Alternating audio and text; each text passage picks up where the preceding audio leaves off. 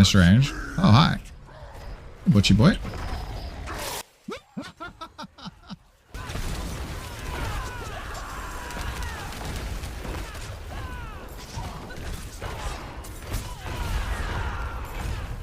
Anybody else? Kick. Kick. 41 million, dude. Hello everyone, I'm DonTheCrown, and today I want to talk about the Barbarian's strongest build right now in Diablo 4, which is the Hammer of the Ancients, also known as HOTA. And I'm going to try to go through everything for this build that absolutely wrecks in clearing nightmare dungeons, doing bossing, PvP. I'm going to try to cover everything, but if you want a more in-depth look, you can go check out the Mobalytics website. There'll be a link for that in the description below. We'll have the entire build all laid out for you there. So starting off, what makes the Hammer of the Ancients so incredibly strong that you can just hit like 20, 30 million hits? Well, Hammer of the Ancients itself basically just bonks in a small area effect, but when you get its aspect that makes it so it has a shockwave, that shockwave does a lot more damage than the base hit, and so that does like a lot of work. And then on top of that, we have Enhanced Hammer of the Ancients, which makes it easier for you to generate Fury. And Fury is really, really important in this build because Furious Hammer of the Ancients makes it so you do 1% more damage for each point of Fury that you have when you use it. So right now I'm at 180% more damage because I have 180 max Fury.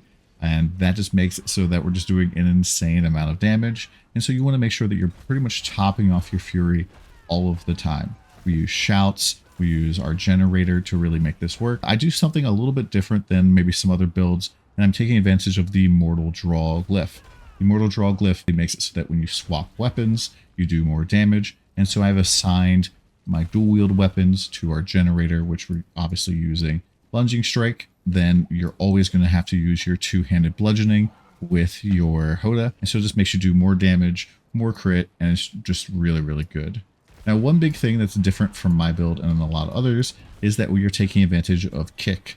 Kick is absolutely insane right now. So at level 1, it has, with a good amount of cooldown, a 10-second cooldown, which is ridiculous because this can apply 4 seconds of vulnerable. And I think Kick is probably the most underrated skill right now for Barbarians because it applies this massive vulnerable, and vulnerable basically will quintuple our damage because we can have so much vulnerable on all of our items. Having a solid source of vulnerable that's not just the exploit glyph is really quite important. There's a lot of situations where like you will attack an enemy, apply vulnerable from your exploit glyph, and then there will be a champion nearby. You'll have to dodge for crowd control or something else, and that enemy will live. And if you're just waiting on exploit to reapply vulnerable, you're gonna be doing miserable amount of damage, and it's just not a really good option. So we use Kick to basically get all of that. Kick will also now give us berserking for 3 seconds, and we get even more Fury generation while berserking. So it just like kind of all plays into one another. Now you could swap this out, Prolific Fury, a little bit, and one of these levels in Kick over to Guttural Yell if you're trying to like do something that's a little bit more like you're gonna get hit a lot more. This is generally just the setup that I like to run most of the time. Another small strange thing that we're doing is we're not taking any of the points past Challenging Shout. And that's because Enhanced Challenging Shout is actually a big troll right now in that it increases our maximum life when you activate it, but it doesn't change our Fortify value. So if you are fortified at full health and full Fortify value when you Challenging Shout, which is like when you expect to take damage and die, Challenging Shout will raise your maximum life, and now you're no longer fortified because your Fortify value is lagged behind. And so if you have damage reduction while fortified, that all turns off because you turned on your defensive skill. Hopefully they fix this. It's really dumb. Everything else is pretty standard for a HOTA build, and I'm not going to go through it too much. The 3 passives that you really want to look out for on your amulet are in order. Wallop gives you a bunch of damage if an enemy is stunned or vulnerable. Counteroffensive gives you more damage while you have fortification value over 50% of your maximum life. And then Heavy-Handed is a big multiplier on your critical strike damage. And these are the 3 that I recommend you look out for on Amulet. Now, going into Paragon, the important thing with this build is we're taking advantage of a lot of glyphs right now. And the very first board, though, that I think is super duper important while you're leveling up is this Warbringer board. Warbringer is absolutely busted. I could talk about it for an hour. It gives you tons of maximum fury, and that is really important because each point of maximum fury is a more multiplier for the build, which means the more of this you have, the more damage you do. So if you're leveling this up, this is like mandatory your first board. You might see like other layouts where it's like deeper down in the tree, but getting all of this stuff I think is really important. On top of that, the exploit glyph is really important. What this does is it makes it so when you hit an enemy for the very first time, do health damage to it, won't work through barrier. It will apply vulnerable, which then massively increases our damage. So when you see an elite, you just lunging strike into them. That applies vulnerable. You hammer the ancients and they die. It's pretty good. This is the most important glyph for sure. Other important glyphs I think are Wrath #2. This makes it so that we get Fury back whenever we critically strike. That is pretty nice.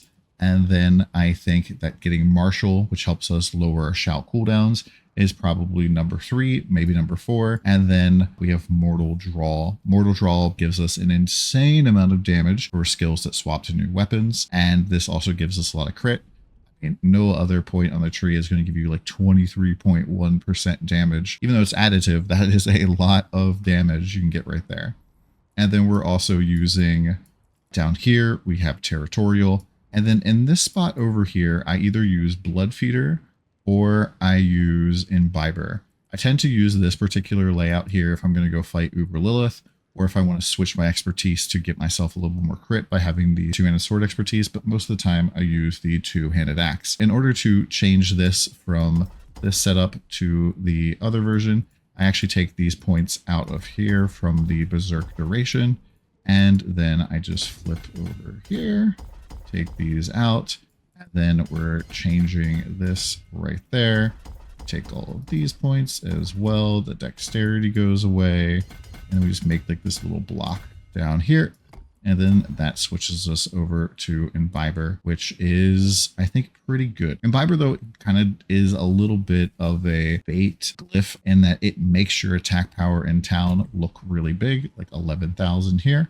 But if you remove Imbiber, it drops down to 7,000. So it makes you think that you're doing a lot more damage than you actually are.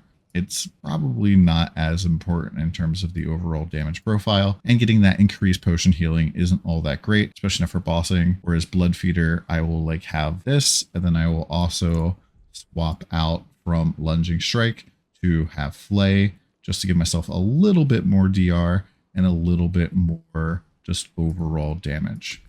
And that's pretty much it for the Paragon. If you are missing like some of the points and stuff, you can chop off some of these boards, but I highly would recommend you make sure you have Exploit, you make sure that you have Wrath, and then Martial and Mortal Draw. These are going to help you out a lot with the build. It's just going to feel a lot smoother, and you can probably get away with not having Imbiber for a little bit and put like one of these glyphs down here. This can support a dexterity glyph like Wrath or Exploit, and you'll be good to go.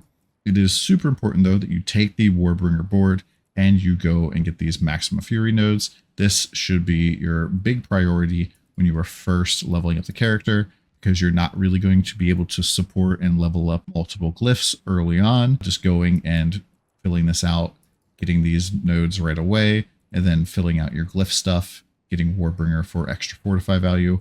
All of that will help you pretty much make your character so much stronger as you're getting started. Lastly, for gear, for helmets, we're looking at Max Fury, cooldown reduction, life, and armor. Really important. Body armor, you want 4 ranks of challenging shout, and then either a ton of damage reduction, or you can actually get damage here as well. This damage is a like separate multiplier from a lot of other things. This is like all damage, and this only stacks with things like berserking, you know, the damage on your necklace, war cry, things like that. It's its own separate multiplier. It's different than like damage with core skills, for example. On gloves, we want attack speed, we want critical strike chance, we want ranks of Hammer of the Ancients, and then either lucky hit or critical strike chance against injured enemies. For pants, I really like Temerity. I feel like we're tanky enough that we don't need to have like a big DR pant. This also gives us barrier, which allows us to use the conceited aspect for even more damage. Probably switch this out if you're going to go really deep into Nightmare Dungeons. For boots, movement speed, max evade charges, mandatory. Fury cost reduction, also pretty mandatory. And then you go dodge chance, fortified generation, shrine duration. All of that stuff is good. Amulet, fury cost reduction, cooldown reduction, both really important. And then this one's a pretty damage heavy piece here that we have like heavy handed. We have more damage. That is pretty good. For rings, this is the perfect ring right here. Resource generation, vulnerable, crit. Just pretty good. And then on our weapons, the non-two-handed mace weapon, all of them want to be swords. And then you're looking for vulnerable damage, number 1, critical strike damage, number 2, strength, number 3, and then core skill damage or close or all stats.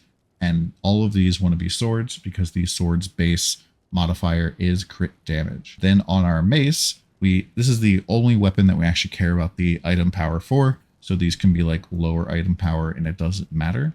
But our mace, you want high item power, number 1, then vulnerable damage, crit strike damage, strength, damage to core, or close, or all stats. For all of the aspects, like I said before, having this ancestral force on your two-handed weapon makes that shockwave do even more damage. The other real important one here is limitless rage. This makes it so that when you generate fury past your cap, you're getting more damage. This is a big multiplier. Conceited is another big multiplier. It's like one of our biggest ones, which is why it's going in the amulet. And then we're getting critical strikes with core skills, increase your attack speed.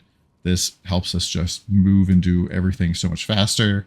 And then we have Edge Masters for more damage, Expectant for more damage, Bold Chieftain for faster shouts. I will swap this out for a ring that has Berserk Fury instead if I'm doing like Uber Lilith, but this is pretty good for everything else in the game, getting your shouts back faster. Echoing Fury makes it so your shouts generate fury, and this just helps you just fill up your bar faster. Of Might aspect is really nice because this should be up all the time. It even works if you don't hit an enemy, you will get this damage reduction, which is nice. Getting Disobedience, I think, is mandatory in every build right now, which is kind of bad.